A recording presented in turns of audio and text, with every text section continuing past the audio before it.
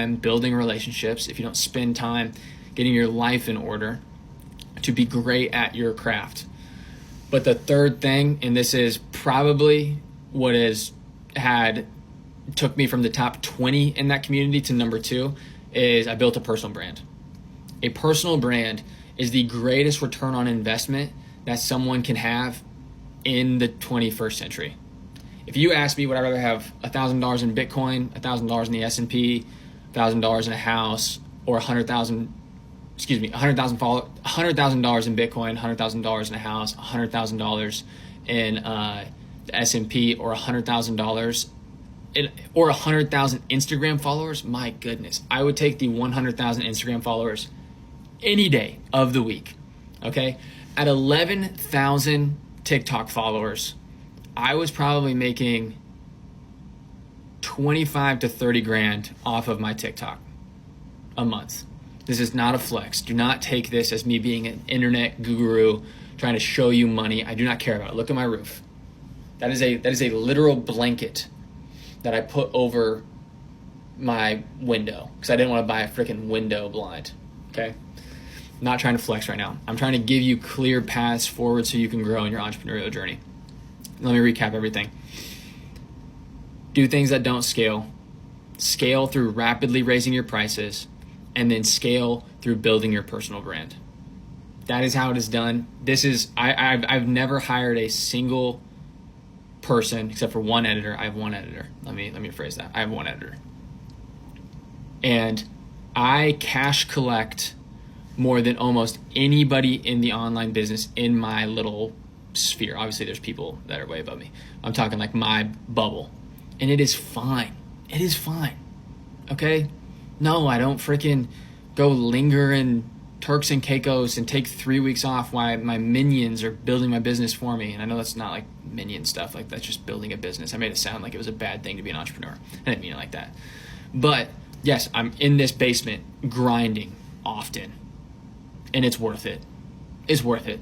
It's awesome. It's fun. I love what I do. I get to get better at what I do. That's another thing is whenever you don't do things that scale, you stay close to the work. Whenever you stay close to the work, you get better at what you do, and then you can charge more of a premium because you get better results. Everything compounds off of you staying close to the work. Hire so slow. Hire so slow. And do things that don't scale. Don't even use the word scale until you're, I don't know. Just don't use the word scale for a long time. This is how I got this many views last week and this many views the week before, so that you can do it too. If you're stuck at low views, this blueprint is the formula. So if you're stuck at low views, save this so you can come back to it later. I'm going to run through it and follow up with daily TikTok growth content because we're trying to help everybody grow on here. Now the blueprint for views goes like this. So if you're low views, follow this to a T. And a fair warn here, it might take a little bit of work, but if you're determined, within a week or two, you can completely turn things around. Now, the first thing in the blueprint is that if you want your videos to get views, you have to be targeting the right pieces of content when it comes to the topics of the videos. You might really like making a specific piece of content on a specific topic. However, the reality is that 99% of the topics that people post about on a whole on TikTok aren't understood by a large enough audience in order for them to get views, but also aren't understood by TikTok enough to put them in front of the right people on the platform who'd actually be interested in them. So you have to go after topics that TikTok understands and an audience is going to receive well. So for your niche, you can find this through using creator search insights, using your FYP if you're engaging in your niche a lot, and by using TikTok search. 70% of your videos should be on topics that you know can do well on TikTok, and the other 30% is where you play around, add some specificity if you want to, add your own spin on things, and that's how you discover new topics that can do well on here. So once you've got your topic sorted, the next thing you need to optimize if you're at low views are your hooks. If you're not getting people to stop scrolling on their FYP and actually watch your video, you're not going to go anywhere. You'll always be stuck at low views. So to avoid this, you've got to use your visual hook and your text hook to buy you about 3 seconds of time of people's attention. And then you use your audio hook to use those 3 seconds to get people to stick around to the end.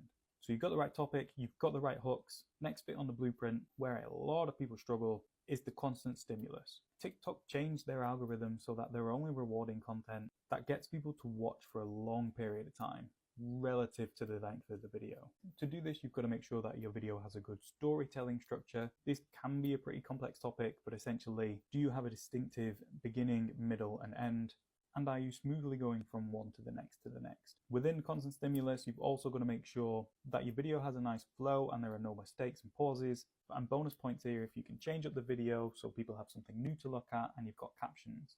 So you've got the right topic, you've got the right hooks, your video's got a nice flow. Now the cherry on top is your TikTok SEO, which is where you get TikTok to categorize your video so that they can put your video in front of people who have actually expressed an interest in that category on the app before, rather than random people. Because in an app of countless millions of people, what's the likelihood of a random group of 300 people liking the topic of your video? Not very high. So let's get your content put in front of the right people. To do this, you've just got to think about keywords. What are some words or phrases you can use to correctly describe your content? And if you use these throughout the video, you use them in your description, and you use them in your hashtags, then you'll do just fine. Now, if you want to be part of the community, where we're helping people get over 100,000 followers within a few months by teaching them this blueprint of getting views in so much more detail, by teaching them how to get followers from views and teaching them how to monetize their followers and views, all through tailored content and direct support from TikTok coaches, then click the link in our bio. Tier 1 is the option for free, where you get an intro to all of the topics you need to start understanding. Tier 2 is the option where we see these crazy results,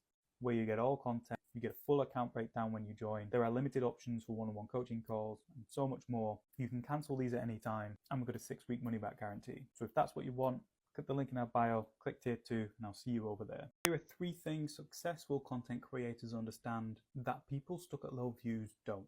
So try and understand these, and that will be your first path to breaking out of low views and becoming a successful content creator who can monetize on TikTok. The first thing is that it's not about going viral with every single post. That's just not going to happen. And the best content creators understand this. It's about going viral often enough to bring in views and bring in followers. For example, for ourselves, we're going viral about once every 10 videos. This is because there is a little bit of luck associated to the TikTok algorithm. Your videos continuously get pushed out in front of a new batch of people and a new batch of people, and you do run the risk of that new batch of people just not liking something about the video, even if it's on something they might find interesting. But if you post often enough, you combat that risk. And it's not about going viral for every video, because every video has a different purpose. If you want to talk about something more niche, if you want to talk about something more meaningful, it means the audience might just be a little bit lower for that. But if you want to be a value-led content creator, you cater for the small audiences as well as the big audiences. So once you know this, your mindset shifts from putting loads of pressure on the next video you post to trying to get as much quality content out as possible so you go viral more often, and by becoming the most helpful content creator to your target audience as possible. The next thing you need to understand if you want to be a successful content creator and you're stuck at low views right now is that TikTok is a search engine, and the best content creators